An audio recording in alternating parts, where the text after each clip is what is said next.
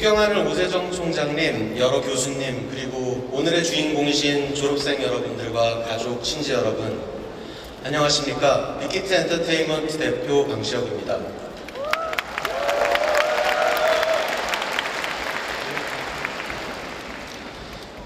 오늘은 날씨조차 여러분들의 졸업을 축하하듯이 화창한 것 같습니다.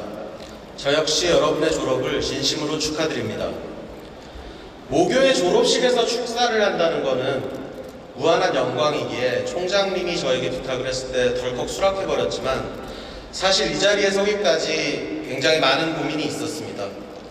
저는 부정할 수 없는 기성세대입니다. 그러다 보니 어쩌다 꼰대 같은 이야기를 하는 건 아닐까. 또 무엇보다도 이제 대학을 졸업하고 첫걸음을 내딛는 여러분들한테 해드릴 유의미한 얘기가 제 안에 있는 건지도 많이 걱정스러웠습니다. 하지만 생각해보면 졸업 축사란 건 연사가 졸업생에게, 선배가 후배에게 자신이 인생에서 배운 것들을 이야기하는 자리라고 생각합니다. 그래서 꼰대스러움에 대한 걱정은 좀 내려놓고 오늘은 최대한 솔직하게 제 이야기를 해보려고 합니다. 제 자랑도 좀 할 것 같고요. 제 삶의 여정 중에 여러분과 맞닿는 부분에 대해서도 이야기를 해보려고 합니다. 저는 1980년대 말에 고등학교를 다녔는데 그때는 공부를 조금 한다 치면은 다 법대를 가는 게 당연하게 여겨지던 시절이었습니다. 그러다 보니 제 1지망도 저도 법대였습니다. 법학에 대한 열망 같은 게 있었던 건 아닙니다. 사실 그때의 저는 어떤 열정도 꿈도 없었던 것 같습니다. 그냥 다른 사람들이 만들어 놓은 목표와 성공의 기준, 그런 거에 별 자의식 없이 흔들렸던 것 같습니다. 하지만 학력고사는 다가오고 점수는 계속 아슬아슬한 상황이면서 재수를 각오하고 법대를 쓰느냐, 법대를 포기하고 안전하게 서울대를 가느냐의 갈림길에 놓이게 됐습니다. 저는 후자를 선택했습니다. 조금 전에 말씀드렸듯이 법학에 대한 열망이 있었던 것도 아니고 재수는 정말 하기 싫었거든요. 그런데 법대 다음으로 커트라인이 높은 과를 가려니까 뭐가 되게 없어 보이는 거예요. 그래서 다른 과들을 뒤지다가 미학과라는 과를 발견했습니다. 법대를 기대하셨던 집안 어른들은 굉장히 세게 반대했지만 저는 떨어지면 재수는 없다라고 반협박조로 미학과에 무사히 진학하게 되었습니다. 놀라운 건 미학과가 저랑 너무 잘 맞았다는 겁니다. 미학이 뭘 하는 학문인지도 모르고 그냥 들어온 건데 수업들이 너무 재밌는 겁니다. 원래 예술도 좋아했었고 탁상 공론하는 것도 좋아해서 그랬는지는 모르겠지만 많은 사람들이 굉장히 어렵다고 하는 미학과의 수업이 너무 재밌어서 중학교 때부터 해오던 음악도 다 뒷전으로 미루고 음악을 직업으로 하겠다는 생각 같은 거는 완전히 잊게 됐습니다. 그러던 제가 어떻게 음악 프로듀스가 됐을까요? 사실 잘 기억이 안 납니다. 많은 분들께서 서울대생이 음악을 직업으로 삼기까지는 어떤 대단한 에피소드나 굉장한 결단이 있었을 거다 이런 추측을 하는데 사실 아무리 돌이켜봐도 그런 결정적인 순간은 없었습니다. 그냥 흘러가다 보니까 어느새 음악을 하고 있었다. 이게 가장 적절한 표현 같습니다. 생각보다 굉장히 허무하죠? 저는 그렇게 허무하게 뭐가 홀린 것처럼 음악을 시작했습니다. 1997년에 직업 프로듀서의 길에 들어서서 박진영 씨와 함께 JYP라는 회사를 설립하고 그 후에는 독립해서 지금은 빅히트 엔터테인먼트의 대표이자 프로듀서로 살고 있습니다. 우스운 게 독립한 후에도 굉장히 많은 선택지가 있었는데 왜 회사를 차리겠다고 생각했는지 그 선택의 이유도 잘 기억이 나지 않는다는 겁니다. 서두부터 제 얘기를 이렇게 길게 한 이유는 제 인생에서 있었던 중요한 결정들, 훗날에 보면 굉장히 의미심장해 보이는 순간들이 사실은 별 의미가 없었다는 것, 때로는 왜 그런 선택을 했는지 이유조차 기억이 나지 않는다는 말씀을 드리고 싶어서입니다. 저는 사실 큰 그림을 그리는 야망가도 아니고 원대한 꿈을 꾸는 사람도 아닙니다. 좀 더 정확히 말하면 구체적인 꿈 자체가 없습니다. 그러다 보니 매번의 선택은 그때그때 제가 하고 싶은 것들에 따라서 선택했던 것 같습니다. 요즘 저와 방탄소년단, 빅히트 엔터테인먼트의 행보를 보면은 이런 말이 믿기지 않으실 수도 있습니다. 방탄소년단은 빌보드에서 2년 연속 톱 소셜 아티스트상을 수상했고 5만석 규모의 뉴욕 시티필드 공연을 순식간에 매진시켰습니다. 얼마 전에는 그래미 어워드에서 시상자로 초빙받으면서 또 하나의 최초 기록을 세우기도 했습니다. 외신에서는 감히 유튜브 시대의 비틀즈라는 과찬을 하기도 합니다. 또한 현재 전 세계 주요 지역 스타디움에서 모두 투어를 할 수 있는 몇 안 되는 아티스트의 반열까지 올라가게 되었습니다. 이를 바탕으로 저도 영광스럽게도 빌보드가 뽑은 25인의 혁신가 리스트에 이름을 올렸고 저희 회사 역시 엔터테인먼트 업계 혁신의 아이콘이자 유니콘 기업으로 평가가 받고 있습니다. 아마 뉴스를 통해서 이런 이야기를 접하셨을 때 이런 성공 뒤에는 분명히 원대한 꿈이 있거나 방시혁이 엄청난 야심가여서 큰 미래를 그려놓고 이를 차곡차곡 실현해가는 거라고 생각하셨을지도 모르겠습니다. 그런데 제가 야심은 둘째치고 꿈도 없는 사람이라고 하니 이게 무슨 말인가 싶으실 겁니다. 매번 하고 싶은 걸 아무거나 하고 그렇게 선택하다 보니 어쩌다 이 자리까지 왔다. 물론 이제 그런 말이 하고 싶은 건 아닙니다. 얘기를 잠깐 바꿔볼게요. 여러분, 저는 꿈은 없지만 불만은 엄청 많은 사람입니다. 얼마 전에 이 표현을 찾아냈는데 이게 저를 가장 잘 설명하는 말 같습니다. 오늘의 저와 빅히트가 있기까지 제가 걸어온 길을 되돌아보면 분명하게 떠오르는 이미지는 불만 많은 사람입니다. 세상에는 타협이 너무 많습니다. 분명 더 잘할 수 있는 방법이 있는데도 사람들은 튀기 싫어서 일 만드는 게 껄끄러우니까 주변 사람들한테 패기친다 혹은 그냥 원래 그렇게 했으니까 이런 이유들로 입을 다물고 현실에 안주하는데요. 저는 태생적으로 그걸 못하겠더라고요. 제 일은 물론 직접적으로 제 일이 아닌 경우에도 최선이 아닌 상황에 대해서는 불만을 제기하게 되고 그럼에도 개선이 이루어지지 않으면 불만이 분노로까지 변하게 됩니다. 아마도 위대한 탄생이라는 프로그램에서의 멘토로 저를 기억하시는 분들도 있을 텐데요. 참가자들이 최선을 다하지 않을 때 분노를 폭발시키던 제 모습을 기억하실 겁니다. 그게 사실 많이 비호감이었죠. 그때 이후에 그런 형태의 분노를 폭발시키는 게 좋은 결과를 가져올 수 없다는 것을 깨닫게 되고 이제는 사실 그렇게 분노를 폭발시키는 일은 없지만 그 모습이 제가 불만 많은 사람이라는 게 어떤 뜻인지 설명하기가 좋을 것 같아서 잠깐 언급했습니다. 이런 저의 성정은 제 작업, 제가 만든 회사, 일에도 똑같이 발휘되었습니다. 최고가 아닌 차선을 선택하는 무사한 일에 분노했고 더 완벽한 컨텐츠를 만들 수 있는데 여러 상황을 핑계로 적당한 선에서 끝내려는 관습과 관행에 화를 냈습니다. 그 중에서도 저를 가장 불행하게 한 건 음악산업에 처한 상황이었습니다. 이 산업은 전혀 상식적이지도 않고 불공정과 불합리가 팽배한 곳이었습니다. 음악을 직업으로 삼고 이 세계를 알아가면서 저의 분노는 점점 더 커져갔습니다. 제가 세상에서 가장 사랑하는 음악이 세상으로부터 부당한 대우를 받고 이용당하고 있는 느낌을 받았습니다.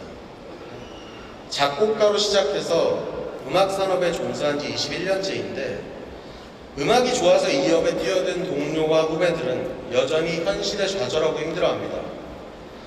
음악산업이 안고 있는 악습들, 불공정 거래 관행, 그리고 사회적 저평가 그로 인해서 종사자들은 어디 가서 음악산업에 종사한다고 말하기를 부끄러워합니다. 많은 젊은이들이 여전히 음악회사는 일은 많이 시키면서 보상은 적게 주는 곳으로 인식하고 있습니다. 우리 고객들의 상황도 크게 다르지 않습니다. K-POP 컨텐츠를 사랑하고 이를 세계화하는 데 1등 공신의 역할을 한 팬들이 지금도 빠순이라고 비하되는 경우가 비일비재합니다. 아이돌 음악을 좋아한다고 떳떳하게 말하지도 못합니다. 업계와 사회가 나서서 찬양하고 최고의 예우를 해줘도 모자를 판인데 왜 이렇게 대우를 하는지 전혀 이해할 수가 없고 저는 화가 많이 납니다. 세계적인 명성을 누리고 전 세계 음악 팬들에게 위로와 감동을 주는 우리의 아티스트들은 근거 없는 익명의 비난에 힘들어하고 상처받고 있습니다. 우리의 피, 땀, 눈물의 결실인 컨텐츠 역시 부당하게 유통되거나 저평가되고 때로는 부도덕한 사람들의 주머니를 채우는 수단이 되는 경우가 아직도 너무 많습니다. 그래서 저는 늘 분노하게 되고 이런 문제들과 싸워왔고 아직도 현재 진행형입니다. 저는 사실 혁명가는 아닙니다. 다만 음악산업의 불합리, 부조리에 대해서 저는 간과할 수 없습니다. 외면하고 안주하고 타협하는 건 제가 살아가는 방식이 아닙니다. 원대한 꿈이 있거나 미래에 대한 큰 그림이 있어서가 아닙니다. 그것이 지금 제 눈앞에 있고 저는 그것이 부당하다고 느끼기 때문입니다. 그리고 이제 저는 그 분노가 저의 소명이 됐다고 느낍니다.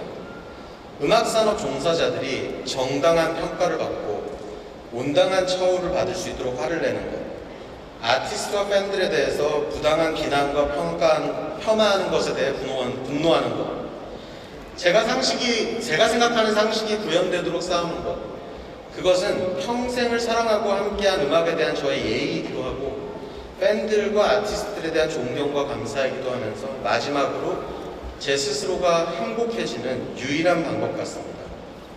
저는 행복에 두 가지가 있다고 생각합니다. 하루 종일 학업이나 업무에 시달리고 집에 왔을 때 따뜻한 샤워를 하고 뽀송뽀송한 이불 속에 들어갈 때 다들 너무 행복하시죠? 맛있는 음식을 먹을 때도 마찬가지입니다. 이렇게 감정적으로 행복한 것도 있지만 이성적으로 인식할 수 있는 행복한 상황도 있을 겁니다. 어떠한 상황에서 행복을 느끼려면 여러분 스스로가 어떨 때 행복한지 먼저 정의를 내리고 그러한 상황과 상태에 여러분을 놓을 수 있도록 부단히 노력하셔야 합니다.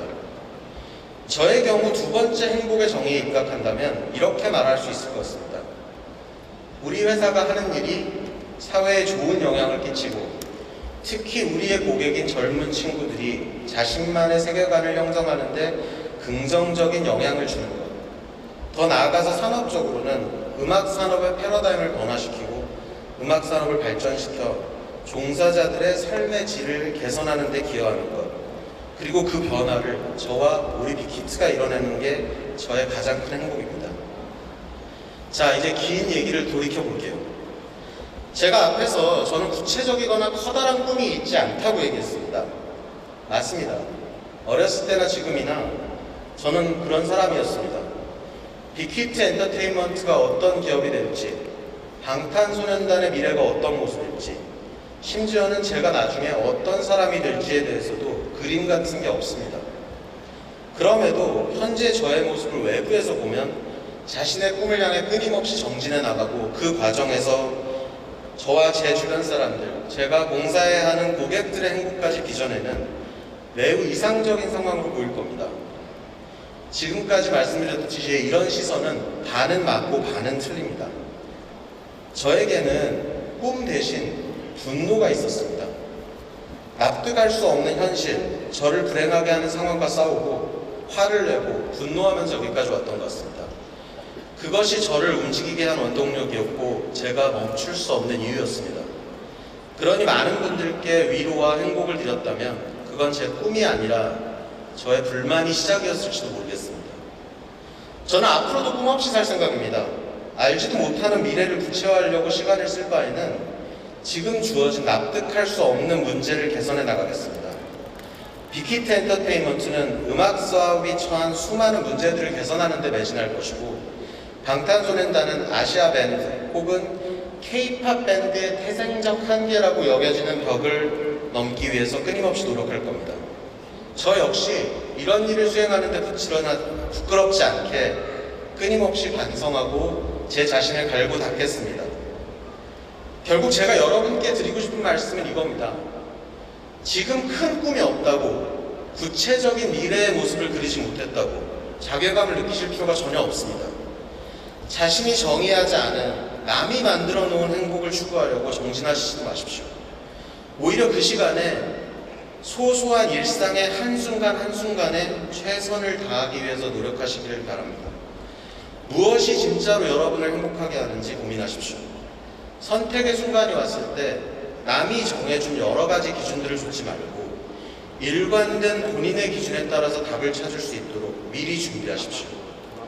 본인이 행복한 상황을 정의하고 이를 방해하는 것들을 제거하고 끊임없이 이를 추구하는 과정에서 행복이 찾아올 겁니다. 그렇게 하다 보면 반복은 습관이 되고 습관은 소명이 돼서 여러분의 길을 이끌어 줄 겁니다.